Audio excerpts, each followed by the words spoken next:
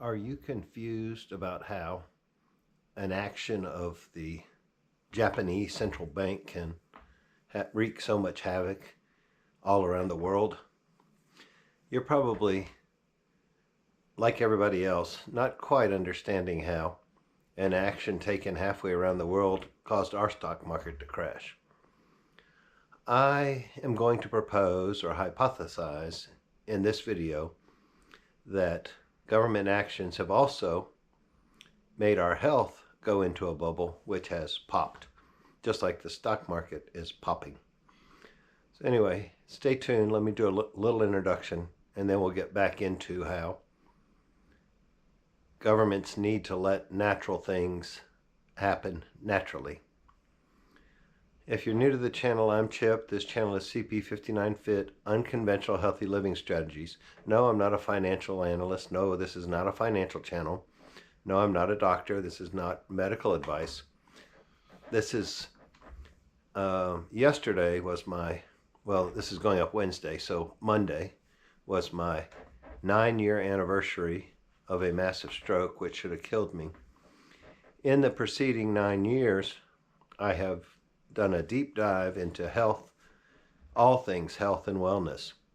So generally on this channel, I talk about your physical health. Once in a while, I talk about mental health, and very rarely do I talk about financial health, but I think all three of those aspects combine to make a healthy person. And since most of the viewers of this channel are north of 50 years old, I'll mention some things that you may remember that younger people may not. We all lived through an interesting weekend, Friday and Monday on business days, where the Nikkei average in Japan dropped almost 13%. Why did it do that? Government interference. U.S. government, Japanese government, European government, all of them are incestuously intertwined. So what the news may or may not be telling you, depending on which channel you watch. I haven't seen a whole lot. I don't really have network, but I see clips of network news on YouTube when I have time. With this new job, I'm not necessarily having gobs of time to watch, but basically there's a thing called the yen carry. The yen is the fiat currency of Japan, and it has been very weak for decades, because if you're old enough, in my age range, and you probably are, you remember that Japan had a real estate crash maybe 20 years ago, maybe 30, and their economy has never recovered. Kind of like it, people know of the Great Depression of the 1929 in the United States that caused a worldwide recession. But what they don't realize is that took almost 40 years for the stock market to get back up where it was the day it crashed. Japan has been living in all of us are living in a debt-based society, but Japan especially, since they had that real estate crash. But what most people aren't factoring in is that a lot of this is just a natural progression. The baby boomer generation, which was everybody born immediately after World War II, I am, I think, 1 year too young to be part of that generation. But many people that watch me are part of the baby boom generation. And we had a lot of inflation in the 70s because that generation was starting to go to work, late 70s maybe. And the parents were starting to, you were empty nesting, downsizing, spending less. That's a natural progression. Once you have children, many of your resources go into raising the child, then they get out on their own, and then they have an income. You don't have to spend as much, but they don't always spend as much as you were spending. And for a long time, the theory has been that the theory is that retirees will spend less. That's why your pension is smaller.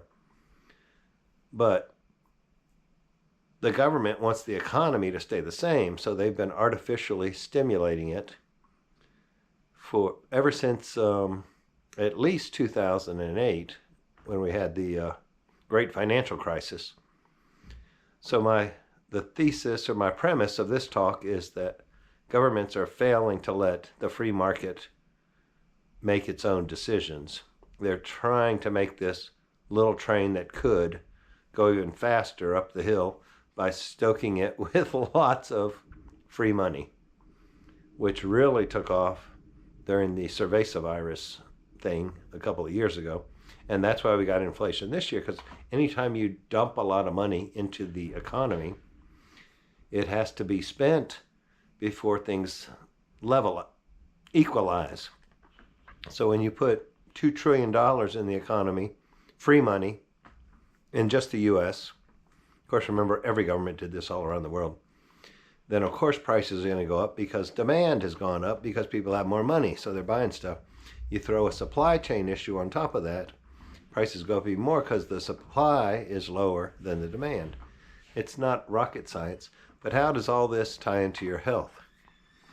Well, if you remember 50 years ago, the U.S. Congress passed what they call the food guidelines, and then the United States Department of Agriculture implemented them. And I touched on this in another video recently where it took multiple years, maybe decades, I think it was years, to get across the Atlantic into Europe.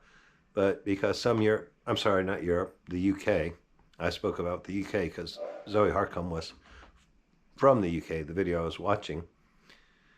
But because we have international travel, some of those UK people had been visiting in the US and had gone back, and so they were already starting to implement this low-fat thing, which was the recommendation, which is unnatural and made us all fat and sick.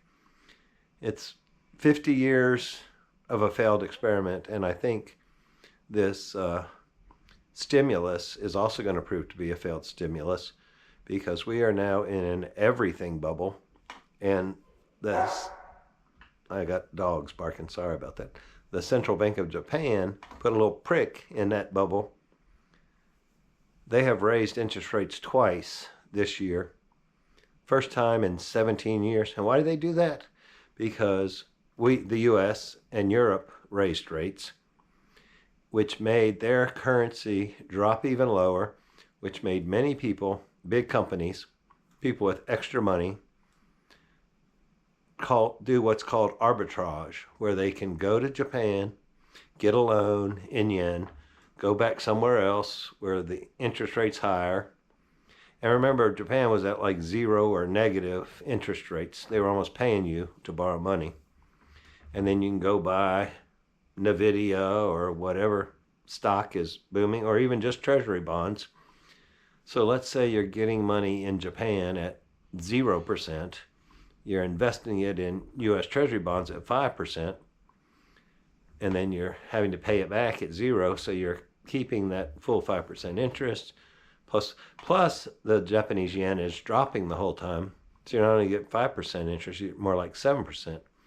But then when they raise interest rates, which they've done twice this year, first time in 17 years, so I guess the market crash there was about, like I said, about 20 years ago, again, 17 years ago. But anyway, when they raise that and you start losing money on your loan, then you got to sell something. So basically what happened Friday and Monday, and will continue to happen, do not buy the bounce. That's not a financial advisor speaking. That's just, and a bounce is what we're going to see in the markets, I believe, what they call a dead cat bounce. You know, if you throw I've never done this, but apparently if you throw a dead cat down, it bounces before it lands. Why would anybody do that, though? Why are you going to throw a dead animal on the ground? I don't know. That's just what the saying, but I guess because everybody can relate to it. So I do expect the stocks to go back up, have a mild rally before they crash again, because once you pop a bubble, even if it's only a little prick, the air is going to go out of it. And it's not so much that the dollar is strong or the yen is weak. It's just everything is overvalued at the moment because of the inflation we've had. And yes, I do believe the U.S. Fed has gotten inflation under control. But they're calling for this emergency rate cut. Well, you know what? That's people that don't know what the Fed's mandate is. The Fed's mandate has nothing to do with keeping the stock market inflated. They have two. One is to keep inflation under control, and one is to keep full employment. They're not doing real well at either of them, but I do believe they've done enough to get inflation down. We're kind of in a deflationary mode right now. I mean, even food prices are going down, rent prices are going down, and home prices are going down. All in the U.S. I haven't taken time to look at others. But again, this relates directly to government interference in our food system.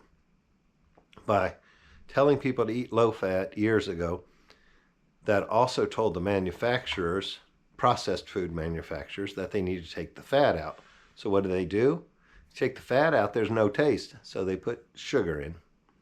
When you put sugar in, people get fat, because fat and sugar don't occur naturally in any, maybe one item, and I've forgotten what it is, but very, very rarely in nature do you find sugar and fat or protein in the same element, fruit, vegetable, animal. So we weren't intended to eat that way. But you know, the U.S. Congress had to do something. They didn't have the pleasure of time, was the exact quote from the congressman, and his name just flew out of my head, McSomething or other. The guy, the one who lost to Nixon, I think. You've heard me say it in other ones, but I am already past my bedtime. I have to be at work at 2 a.m. tomorrow, and I have a 1-hour drive, so I'm going to wrap this up. But yes, when the government interfered and then exported it all over the world, we also export inflation. That's how we're able to live higher on the hog than we should be in the U.S. But anyway, those natural processes need to take place. We need to go back to what we've naturally been eating for millennia, and the free market needs to be able to do what it's done for centuries, millennia probably. Even back when you were changing rocks and sticks as barter, there was a supply and demand balance. We've lost all common sense at this point. I wish you the best. Oh, I forgot to say, if you like this, share it. There should be a button in that corner. You can subscribe if you're not a subscriber. And then please leave a thumbs up, a thumbs down, and a comment. Let me know you're here. Thanks. Have a great day. That's it for now. Bye-bye.